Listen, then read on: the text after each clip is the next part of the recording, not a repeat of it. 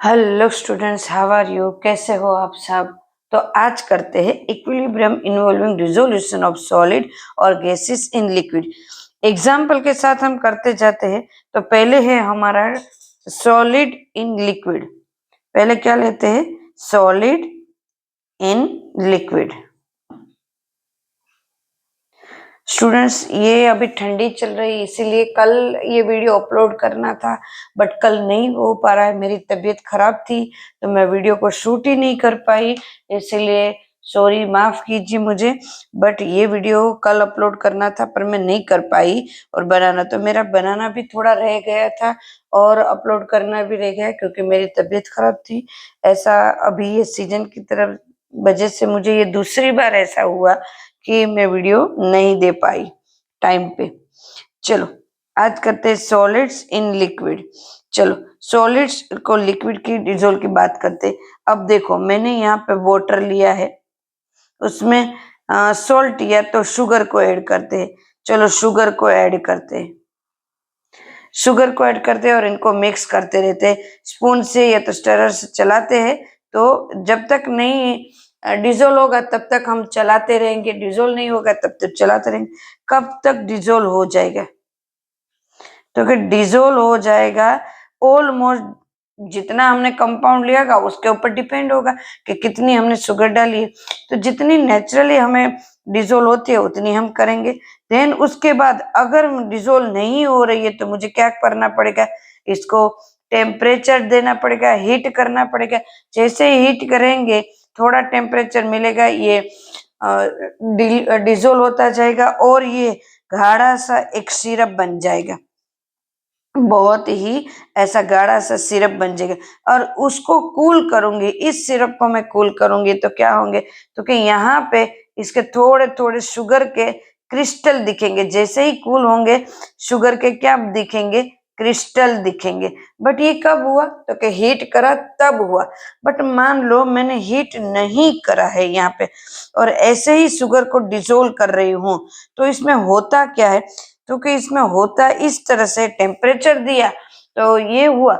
मतलब कि ये सॉलिड को लिक्विड में हम डिसोल्व करते हैं, वो टेम्परेचर के ऊपर डिपेंड होता है। अगर हमने गर्म पानी लिया है, हॉट वाटर लिया है, तो डिसोल्व जल्दी से हो जाएगा। कूल वाटर होगा, वाटर कोल्ड होगा तो ये डिसोल्व होने में टाइम लगेगा या तो नहीं डिसोल्व होगा। जितनी उसकी कैपेसिटी होगी उतना ही डिसोल्व होगा। तो जितनी कैपेसिटी होती है उतना जो डिसोल्व होता है तो उसको बोलते हैं सैचुरेटेड सैचुरेटेड सॉल्यूशन। जितनी उसकी कैपेसिटी हो, रूम टेम्परेचर पे हो, उतना डिसोल्व होता है तो उसको बोलते हैं सैचुरेटेड सॉल्यूशन। बट यहाँ पे तो मैंने हीट करके दिखाया और क्रिस्टल भी बनाए हुए दिखाए। बट मान लो हीट नहीं करा है और शुगर को रूम टेम्परेचर के ऊपर मैंने डिसोल्व करना स्टार्ट करा, मतलब उसको मिक्स कर रही हूँ स्टरर से या तो स्पून से। हम उसको चलाते ही जा रहे, चलाते ही जा रहे, फिर भी थोड़ी शुगर तो रह जाती। तो इनमें बैलेंस किस तरह से होता है? तो बैलेंस, इसमें बैलेंस इस तरह से होता है। शुगर क्या होगा? सॉल्यूशन का शुगर होगा और साथ में शुगर वो क्या होगा? सॉलिड शुगर जो बाकी रहेगी उनके बीच में एक सॉल्यूशन बने, मतलब उनके बीच में एक इक्विलिब्रियम बनेगा। किस तरह से इक्विलिब्रियम है? मैं जैसे जैसे इनको मिक्स करती जाती हूँ, हिलाते जाती हूँ, तो क्या होता है? जो ये सॉल्यूशन की शुगर है ना, सॉल्यूशन की शुगर जो डिसोल्व हो चुकी है वो फिर से सॉलिड में कन्वर्ट होती है। ये मानने वाली नहीं बात है। आप भी मुझे बोलोगे कि मैडम ये क्या चीज है? ऐसा थोड़ी ना होता है कि एक बार डिसोल्व हो गई शुगर फिर से अपने आप शुगर हो जाएगी। यस बच्चों, तो ये जो शुगर सॉल्यूशन में डिसोल्व हो चुकी है वो फिर से सॉलिड होगी और सॉलिड वाली है फिर से डिसोल्व होगी। मतलब ये कंटिन्यू होता रहेगा कि जो बाकी है डिसोल्व होने के लिए वो डिसोल्व होती जाएगी और जो हो चुकी है वो फिर से सॉलिड हो जाएगी। मतलब इनके बीच में एक इक्विलिब्रियम बनेगा, इक्वल बनेगा, क्योंकि डिसोल्व होने के लिए इस सॉल्यूशन में डिसोल्व होने के लिए शुगर की कैपेसिटी एक फिक्स है कि इतनी ही फिक्स है कि इतनी ही शुगर इसमें डिसोल्व होगी, इससे ज्यादा नहीं होगी। तो और डिसोल्व करने जाते हैं तो डिसोल्व हो चुकी है वो फिर से शुगर बन जाती है। और ये हमने करके देखा है। मतलब हमने शुगर ली, शुगर का जो C6H12O6 ये जो सारे लिए उसको हमने कौन सी ली, तो क्या अब यहाँ पे जो एक कैपेसिटी बन मतलब एक इक्विलिब्रियम बन गया था कि सॉल्यूशन में से सॉलिड और सॉलिड में से सॉल्यूशन, इसको क्या कहते हैं, डायनेमिक इक्विलिब्रियम। बट हमने अभी शुगर लिया, तो अब क्या करते हैं, तो क्या अब ऐसा शुगर लेते हैं कि जो थोड़ा सा अलग हो, थोड़ा सा अलग हो मतलब कैसे, तो क्या रेडियो एक्टिव ले लेते हैं। ये शुगर को क्या लेते हैं, रेडियो एक्टिव। तो ये जो शुगर ली वो मैंने कैसे ली, रेडियो एक्टिव। अब मैंने एक तरफ रेडियो एक्टिव शुगर को लिया है। यहाँ पे स्टार्टिंग में मेरे पास क्या नहीं था, तो क्या अब मेरे पास ये सॉल्यूशन सॉलिड था, सॉल्यूशन नहीं था, सॉलिड ही था ना, सॉल्यूशन नहीं था। पर जैसे जैसे शुगर ऐड होते गए, थोड़ी सी शुगर मैंने ऐसे ली है रेडियो एक्टिव, थोड़ी सी रेडियो एक्टिव शुगर ली है। अब देखो बाकी शुगर तो एक कम शुगर जैसी शुगर है नॉर्मल, जैसे ही सॉलिड को मैंने ऐड किया वाटर में, तो धीरे धीरे वो सॉल्यूशन की बेतरफ बढ़ने लगी, मतलब वो डिजोल्व होती गई। और देन एक टाइम ऐसा हुआ कि उसको डिजोल्व करते गए तो थोड़ी सी रेडियो एक्टिव शुगर यहाँ पे भी वापस मिली, मतलब सॉलिड सब्सटेंस में भी मिली। हमने उसको आइडेंटिफाई किया दोनों शुगर को, तो हमें दोनों तरफ रेडियो एक्टिव शुगर मिली। तो इससे हमें ये पता चलता है कि ये जो है बैलेंस है, इक्वली, ये डायनेमिक इक्विलिब्रियम है, मतलब कि लिक्विड सॉलिड में से फिर से शुगर डिजोल्व होती जाती है एंड फिर से वही की वही हो जाती है। तो ये था हमारा सॉलिड इन लिक्विड। ये जो देखो ये एग्जाम्पल जो है आप घर पे एक बार करना, मानने वाला नहीं है फिर भी एक बार करके तो देखना कि होता है कि नहीं होता है। इस तरह से थोड़ा सा बाकी रह जाता है शुगर, ये सब देखना, क्योंकि वो क्रिस्टल फिर से बन रहा है, मतलब शुगर फिर से बन रही है, वो दिखाई नहीं देगा। वो माइक्रोस्कोपिक एक वो माइक्रोस्कोपिक रिसर्च होता है, उसके बाद ही पता चलता है कि ये शुगर इस तरह से फिर से सॉलिड में से लिक्विड में और लिक्विड में से सॉलिड में कन्वर्ट होती रहती है। नाउ नेक्स्ट है हमारा वैसा ही gas in liquid.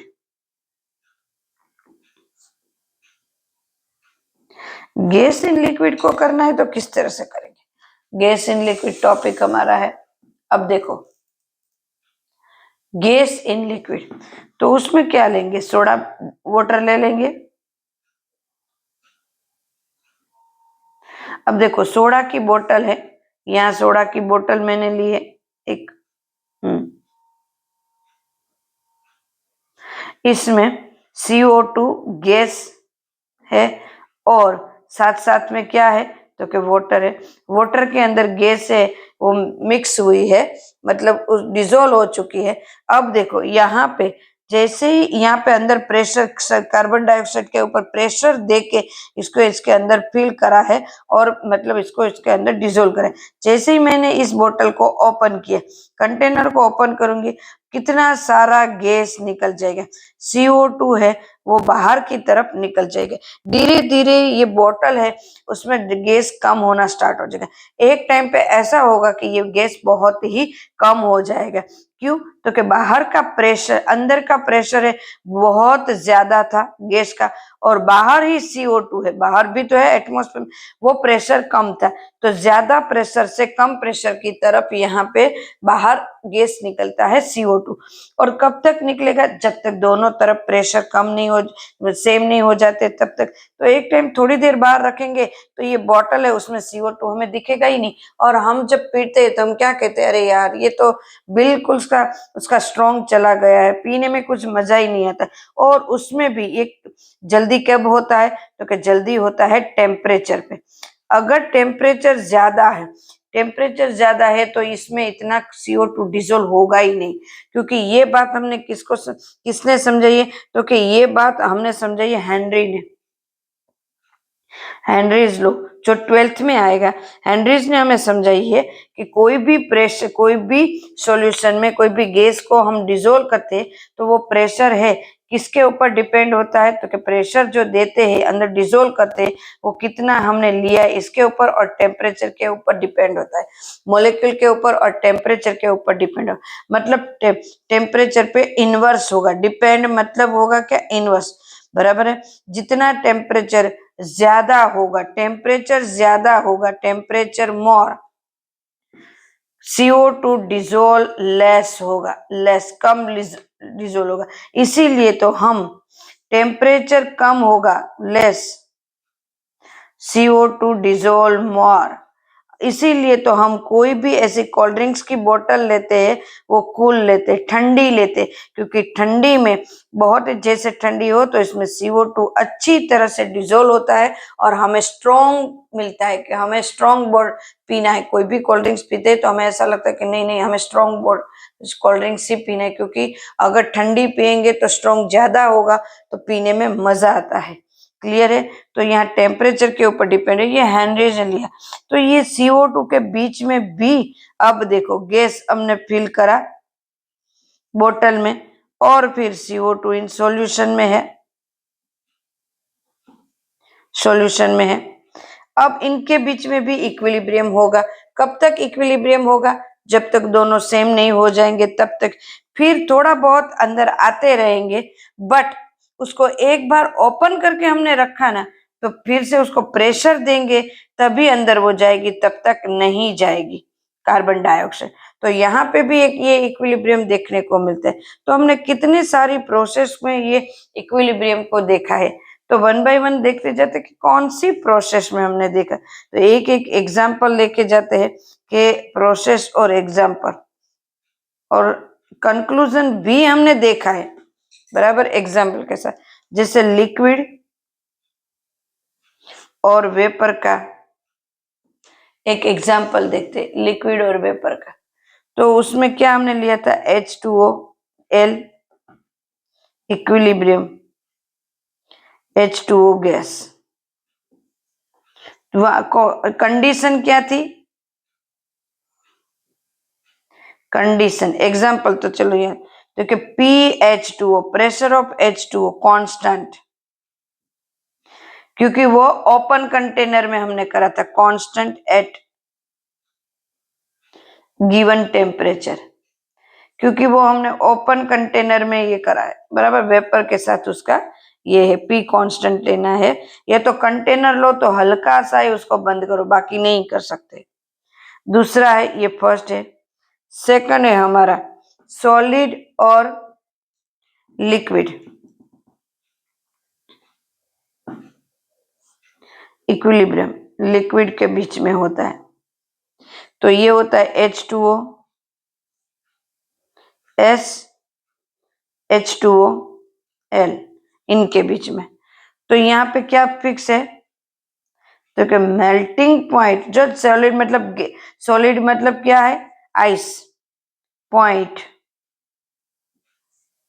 Is fix. क्या फिक्स्ड है वो बता रहे, फिक्स्ड एट कांस्टेंट प्रेशर, क्योंकि ये हमने कब करा है? आइस को ऐसे प्लेट में रख देते हो तो ये अपने आप होता रहे, तो प्रेशर कांस्टेंट रहेगा यहाँ पे। क्लियर है स्टूडेंट्स? एक एक एग्जांपल को देखते जाते हैं। थर्ड हमारा है सोल्यूट एश, सोल्यूट अभी लिया वो, सॉल्यूशन क्या लेंगे? शुगर एश, शुगर सॉल्यूशन। यहाँ पे हमने क्या लेगा? Concentration, yes, concentration of solute in solution is constant at a given temperature, temperature के ऊपर कांस्टेंट होगा। फोर्थ नंबर हमारा है, फोर्थ नंबर। अभी हमने जो दो तो हमने अभी करे, पहले भी करे थे दो तीन, सारे के सारे एग्जाम्पल गैस और CO2 एक्वियस, मतलब क्या कहेंगे उसको? गैस